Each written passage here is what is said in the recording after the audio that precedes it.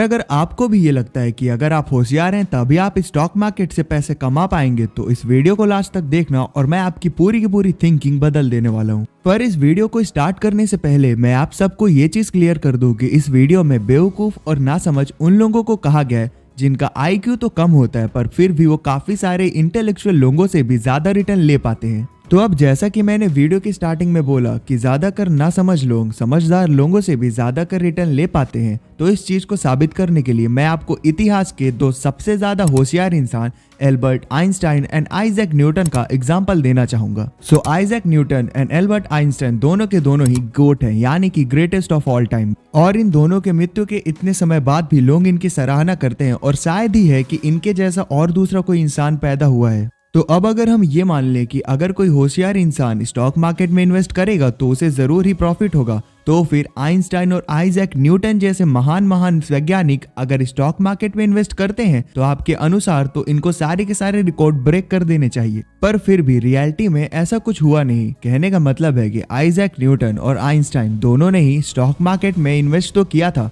पर फिर भी कभी अच्छे रिटर्न ले नहीं पाए। और अगर और भी सही शब्दों में बोला जाए तो दोनों ने ही स्टॉक मार्केट में अच्छा खासा लॉस किया था। आइंस्टाइन को जब नोबेल प्राइज मिला था फिजिक्स के लिए तो उन्होंने नोबेल प्राइज से मिला हुआ सारा का सारा पैसा स्टॉक मार्केट में लगा दिया, और फिर जब 1929 में the great stock market crash आया तो उन्होंने पैनिक में आकर के सारी की सारी पोजीशन स्क्वायर ऑफ कर दी और ह्यूमन इमोशन में बहकर के एक बड़ा लॉस किया। और अगर हम आइजैक न्यूटन की बात करें तो इन्होंने साउथ सी नामक कंपनी में इन्वेस्ट किया था, एंड जब इन्होंने इन्वेस्ट किया था उस टाइम पे एक बबल फॉर्म हो रहा था। अब क्योंकि एक बबल फॉर्म हो रहा था तो इनका इन्वेस्टेड अमाउंट स्टार्टिंग के टाइम पे तो काफी अच्छे रेट से ग्रो हो रहा था, पर जैसे ही ये बबल ब्रस्ट होता है तो इनकी सारी की सारी अर्निंग डूब जाती है। और इतना ही नहीं, जब इनका काफी सारा मनी वाइप आउट हो गया तो इन्होंने भी पैनिक में आकर के अपना बचा हुआ सारे का सारा शेयर बेच दिए। तो अगर हम ये मान ले कि हाई IQ वाले लोग कभी स्टॉक मार्केट में लॉस कर ही नहीं सकते, तो जैसा कि अभी हमने दो एग्जांपल से देखा कि आइजैक न्यूटन और आइंस्टाइन दोनों ने ही लॉस किया, जबकि ये दोनों तो काफी हाई IQ वाले लोग हैं। तो यहाँ तक आपको ये बात तो समझ में आ गई होगी कि आपको स्टॉक मार्केट में अच्छा रिटर्न कमाने के लिए हाई IQ की नहीं, हाई कॉमन सेंस की जरूरत होती है। तो अब हम ये जानते हैं कि आप कैसे एक अच्छा कॉमन सेंस रख करके भी काफी ज्यादा हाई IQ वाले लोगों से भी ज्यादा रिटर्न ले सकते हैं। और अब इस चीज को और अच्छे से समझने के लिए मैं आपको एग्जांपल देता हूँ दो दोस्तों का, राहुल और राज का। तो जैसा कि आपने पहले ही गेस कर लिया होगा, इस एग्जांपल में राहुल एक बहुत ही ज्यादा समझदार और इंटेलेक्चुअल लड़का है और वहीं दूसरी ओर राज एक लो IQ वाला लड़का है। तो अब राहुल और राज दोनों ने ही स्कूलिंग एक साथ की, जिसमें राहुल हमेशा टॉप आता था। लोग उससे कहते थे कि तुम जिस चीज में हाथ लगाओगे उसमें जरूर सक्सेसफुल होगे, और ऐसा होता भी था। राहुल को एक बहुत ही बड़ी मल्टीनेशनल कंपनी में जॉब भी मिली, जबकि राज एक कॉल सेंटर में काम करने लगा। एक बड़ी मल्टीनेशनल कंपनी में जॉब लगने के बाद राहुल का कॉन्फिडेंस 7वें आसमान में था, और उसके आसपास के लोग भी उससे कहते रहते थे कि तू बहुत ही ज्यादा लकी है, तू जिस चीज को करेगा उसमें जरूर ही सफल होगा। और अब कहीं ना कहीं राहुल को भी अपुनिज भगवाने वाली फीलिंग आने लगी थी, तो इसीलिए उसने अब स्टॉक मार्केट में ट्राई करने का सोचा और एक साथ ही काफी बड़ा अमाउंट इन्वेस्ट कर दिया। अब ऐसा नहीं है कि राहुल ने बिना कुछ सोचे समझे इन्वेस्ट कर दिया। राहुल ने सोचा कि जब आम इंसान भी स्टॉक मार्केट से ज्यादा पैसा कमा सकता है तो फिर मैं तो एक बहुत ही ज्यादा इंटेलेक्चुअल इंसान। और इसी सोच के साथ राहुल ने काफी सारे इंडिकेटर्स देखे, काफी सारे स्टॉक मार्केट गुरु के लेक्चर्स अटेंड किए और फिर अपना सारा का सारा पैसा स्टॉक मार्केट में इन्वेस्ट किया। और इन्वेस्ट करने के कुछ सालों तक तो राहुल को काफी अच्छे रिटर्न मिलते हैं, क्योंकि उसने काफी अच्छे इंडिकेटर यूज किए थे, एंड साथ ही साथ मार्केट में बुल रन भी चल रहा था। पर जैसे ही मार्केट में बियर रन स्टार्ट होता है तो जिन जिन कंपनी में राहुल ने इन्वेस्ट किया था उनके भी स्टॉक्स नीचे जाने लगे और राहुल को डे पर डे लॉस होने लगा। अब हो ये रहा था कि राहुल जिस किसी भी कंपनी में इन्वेस्ट करता उसका स्टॉक नीचे आने लगता, और फिर नीचे आने के बाद फ्रस्ट्रेशन में राहुल उसे सेल कर देता,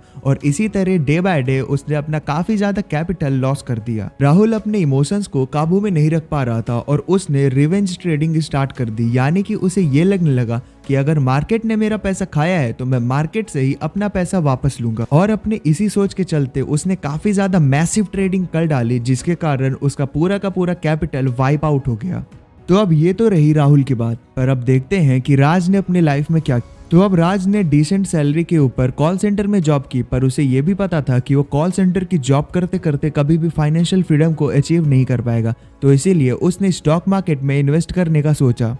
पर अब क्योंकि राज को ये भी पता था कि मैं हमेशा से ही एक एवरेज स्टूडेंट रहा हूँ, तो बिना किसी रिसर्च के ऐसे ही इन्वेस्ट करने के बजाय उसने सोचा कि मैं पहले 1 साल तक मार्केट को काफी अच्छे से रिसर्च करूंगा और फिर उसमें इन्वेस्ट करूंगा। तो अब राज करता भी ऐसा ही है। उसने 1 साल तक स्टॉक मार्केट की ए टू लेकर जेड सारी की सारी नॉलेज अपने दिमाग में उतार ली और अब वो पूरी तरीके से तैयार था स्टॉक मार्केट में इन्वेस्ट करने के लिए। तो अब श्याम हर महीने अपने सैलरी का कुछ परसेंटेज बचा करके अपने फेवरेट स्टॉक्स में लगा देता था। ये स्टॉक ऐसे होते थे जिसे श्याम ने काफी ज्यादा रिसर्च के बाद चुना हुआ था। तो जैसा कि राहुल के साथ हुआ था वैसा ही राज के साथ भी होता है, यानी कि शुरू के कुछ साल में तो अच्छे रिटर्न मिलते हैं, पर फिर बियर मार्केट स्टार्ट होने के साथ ही उसका भी कैपिटल वाइप आउट होने लगता है। पर क्योंकि राज ने 1 साल तक स्टॉक मार्केट को बहुत अच्छे से समझा था, तो उसे ये पता था बियर मार्केट के बाद बुल मार्केट भी जरूर आएगा। तो इस बियर मार्केट में पैनिक करने की बजाय राज ने इसे एक अपॉर्चुनिटी की तरह देखा और जो स्टॉक काफी कम प्राइस में मिल रहे थे उसमें ज्यादा पैसे इन्वेस्ट कर दिया। और राज की स्ट्रैटेजी भी यही थी कि उसे हमेशा से ही लॉन्ग टर्म के लिए इन्वेस्ट करना है, और होता भी कुछ ऐसा ही है। After years of thorough investing and patience, Raj अब एक फाइनेंशियली फ्री पर्सन है।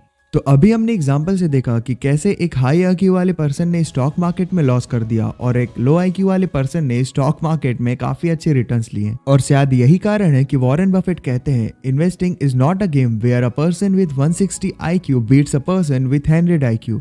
तो अब मैं आपको एक ऐसी चीज बताऊंगा जिससे कभी भी आपका स्टॉक मार्केट में लॉस होगा ही नहीं। So according to a study, अगर आप अपने इन्वेस्टमेंट को 1 हफ्ते से कम समय में बेच देते हो तो 51% चांसेस है कि आप लॉस करोगे, और अगर आप अपनी इन्वेस्टमेंट को 1 साल या उससे अंदर समय में बेच देते हो तो 70% चांसेस है कि आप प्रॉफिट करोगे। लेकिन अगर आप अपने इन्वेस्टमेंट को 10 साल या उसके बाद बेचते हो तो 100% चांसेस है कि आप एक अच्छा प्रॉफिट कमाओगे। दूसरे शब्दों में कहें तो अगर आपको स्टॉक मार्केट में एक अच्छी वेल्थ बनानी है तो आपको हमेशा ही लॉन्ग टर्म के लिए देखना पड़ेगा। और इसका मतलब ये नहीं कि आप किसी भी ऐसे ही अरे गहरे स्टॉक या फिर किसी पेनी स्टॉक में इन्वेस्ट कर दें। आपको एक अच्छा स्टॉक ढूंढना होगा। तो यहाँ पे सवाल ये पैदा होता है कि आप एक अच्छा स्टॉक ढूंढेंगे कैसे और एक अच्छा पोर्टफोलियो कैसे बनाएंगे। तो अब देखते हैं वो कौन से रूल्स हैं जिनका यूज करके आप एक अच्छा पोर्टफोलियो बना सकते हो।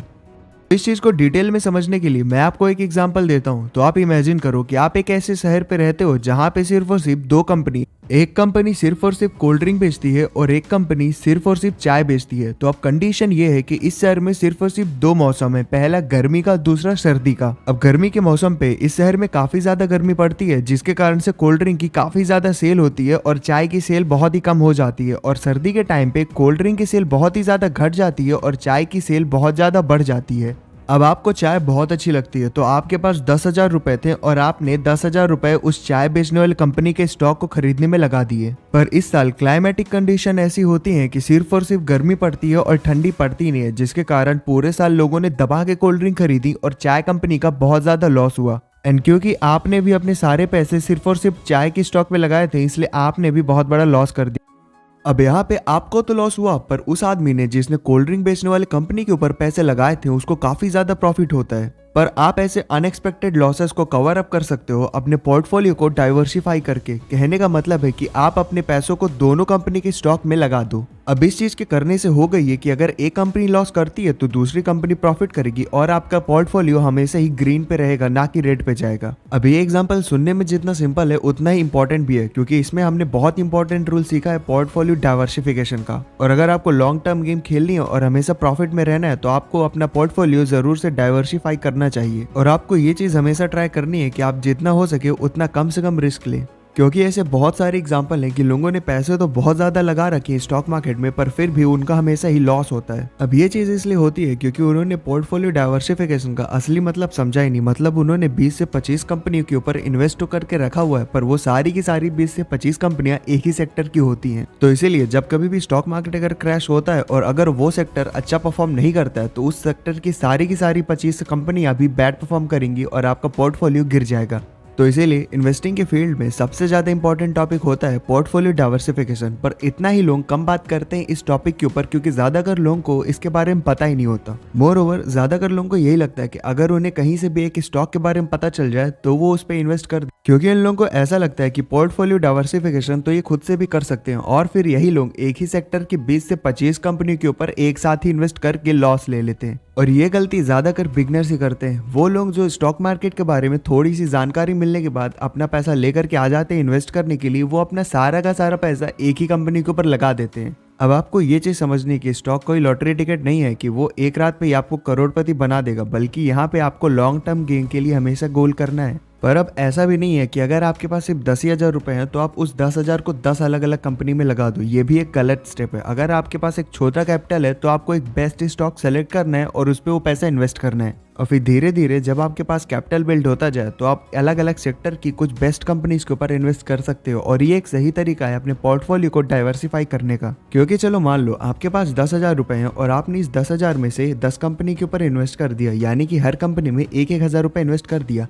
तो कुछ कंडीशन ऐसी होती हैं कि किसी एक कंपनी ने आपको 10 गुने का रिटर्न भी दे दिया तो भी ये आपके पूरे कैपिटल में से सिर्फ और सिर्फ कुछ ही % का इजाफा होगा। क्योंकि इस चीज से आपको खुशी तो मिलेगी कि मैंने जिस स्टॉक पे पैसा लगाया वो इतना ऊपर गया, पर ऑन एन एवरेज आपके स्टॉक मार्केट पोर्टफोलियो में कुछ खास फर्क पड़ेगा नहीं। तो इसीलिए अगर आप स्मॉल कैपिटल से स्टार्ट कर रहे हैं तो आपको ज्यादा से ज्यादा ट्राई करना है कि आप सिर्फ एक ही कंपनी के स्टॉक पे फिक्स रहें और फिर उस साल आप सिर्फ उसी कंपनी के ऊपर इन्वेस्ट करें एंड धीरे धीरे अपने पोर्टफोलियो में और भी कंपनी ऐड करें। और पोर्टफोलियो डाइवर्सिफिकेशन का एक गोल्डन रूल है कि आपको मैक्सिमम सिर्फ और सिर्फ 10 से 15 कंपनी के ऊपर ही इन्वेस्ट करना है, और ये सारी की सारी 10 से 15 कंपनीज अलग अलग सेक्टर की होनी चाहिए। यहाँ पे क्वेश्चन उठता है कि मैं इन सारी 10 से 15 कंपनीज को कैसे चुनूंगा। तो इसके ऊपर वैसे तो मैंने काफी वीडियो बना रखी है, पर फिर भी अगले आने वाले वीडियोस में मैं ये चीज काफी अच्छे से एक्सप्लेन करने वाला हूँ। सो चैनल को सब्सक्राइब कर लेना एंड स्टे ट्यून्ड। मिलते हैं अगले वीडियो में। जय हिंद।